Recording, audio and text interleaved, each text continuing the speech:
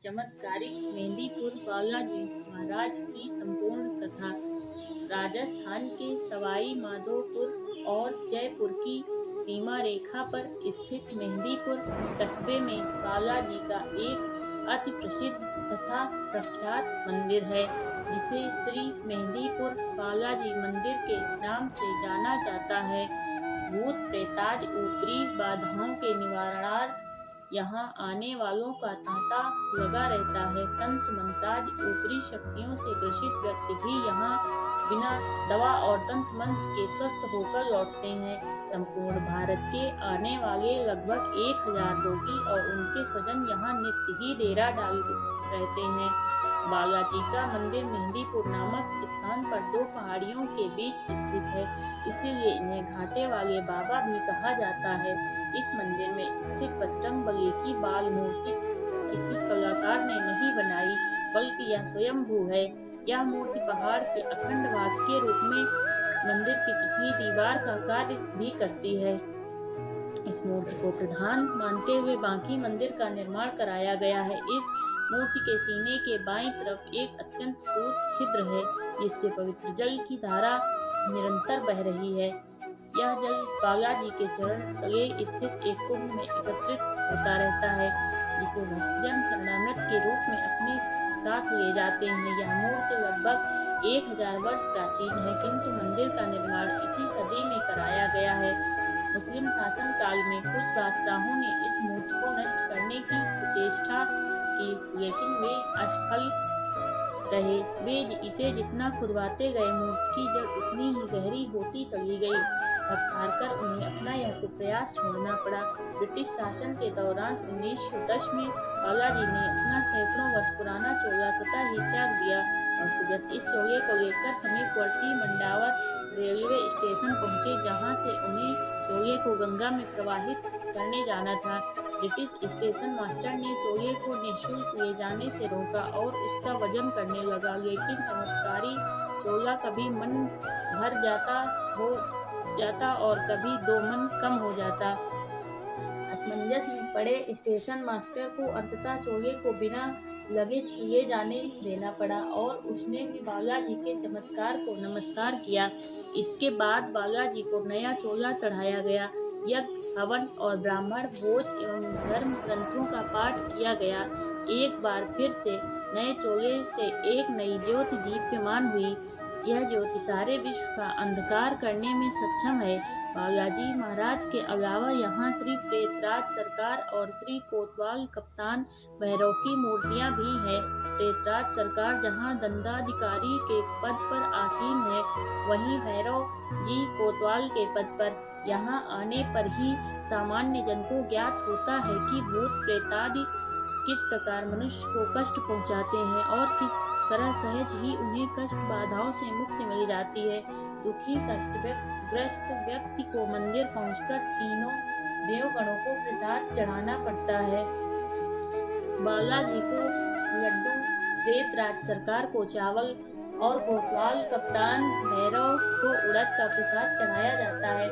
इस प्रसाद में से 2 लड्डू रोगी को खिलाए जाते हैं। शेष प्रसाद पशु पक्षियों को डाल दिया जाता है। ऐसा कहा जाता है कि पक्षियों के रूप में देवताओं के दूत ही प्रसाद ग्रहण कर रहे होते हैं।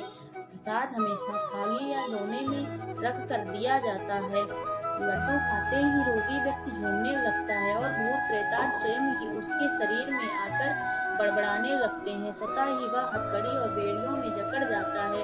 कभी वह अपना सिर घूमता है और कभी जमीन पर लोट कर हाहाकार करता है। कभी बालाजी के इशारे पर पेड़ पर उल्टा लटक जाता है, कभी आग जलाकर उसमें कूद जाता है, कभी फांसी या सूली पर लटक जाता है। वहां से तंग आकर भूत प्रेताद स्वतः ही बालाजी के चरणों में आत्मसमर्पण कर देते हैं, अन्यथा समाप्त किए जाते हैं।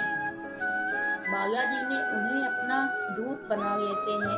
संकट टल जाने पर बालाजी की ओर से एक दूत मिलता है, जो कि रोग मुक्त व्यक्ति को भावी घटनाओं के प्रति सचेत करता है।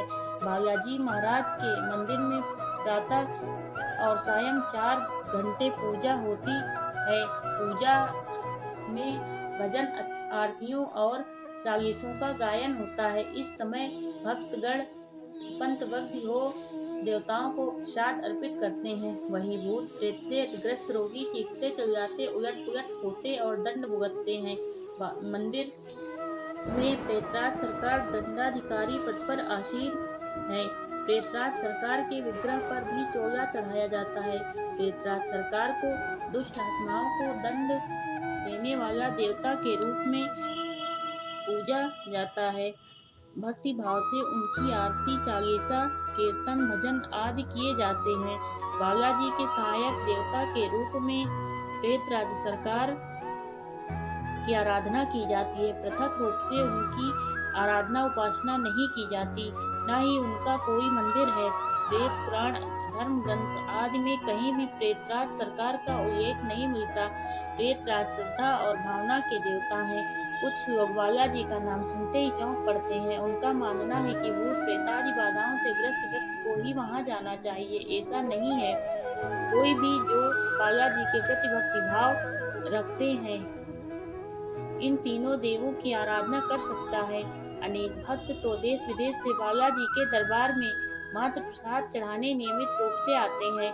किसी ने सच ही कहा है, नास्तिक भी आस्तिक बन जाते हैं। मेहंदीपुर दरबार में प्रेतराज सरकार को पके चावल का भोग लगाया जाता है, किंतु भक्तजन प्रायः तीनों देवताओं को बूंदी के लड्डुओं का भोग ही लगाते हैं और प्रेम श्रद्धा से चढ़ाया हुआ प्रसाद बाबा साहब स्वीकार करते हैं।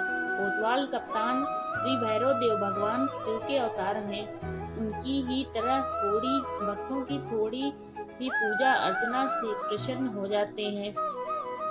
भैरव महाराज चतुर्भुज हैं। उनके हाथों में त्रिशूल, डमरू और खप्पर प्रजापति ब्रह्मा का 5वां कटा शीश रहता है। वे कमर में बाघंबर नहीं लाल वस्त्र धारण करते हैं। वे भस्म लपेटते हैं। उनकी मूर्तियों पर चमेली से सुगंधित युक्त तेल में सिंदूर घोलकर चोला चढ़ाया जाता है। शास्त्र और लोक कथाओं में भैरव देव के अनेक रूपों का वर्णन है, जिसमें 12 रूप प्रमाणित हैं। श्री बाल भैरव रूप, श्री बटुक भैरव, श्री भैरव के बाल रूप हैं। भक्तजन प्रायः भैरव के इन्हीं रूपों की आराधना करते हैं। भैरव देव बालाजी महाराज की सेना के कोतवाल हैं। इन्हें कोतवाल कप्तान भी कहा जाता है। बालाजी मंदिर में भजन, कीर्तन, आरती, चालीसा श्रद्धा से गाए जाते हैं। प्रसाद के रूप में आपको उड़द की दाल के बड़े और खीर का भोग लगाया जाता है, किंतु भक्तजन बूंदी का लड्डू भी चढ़ा दिया करते हैं। सामान्य साधक भी बालाजी की सेवा उपासना कर भूत प्रेतादि उतारने में समर्थ हो जाते हैं। इसी कार्य में बालाजी उनकी सहायता करते हैं। अपने उपासक को एक दूत देते हैं जो नित्य प्रति उनके साथ रहता है। कलयुग में बालाजी ही एकमात्र ऐसे देवता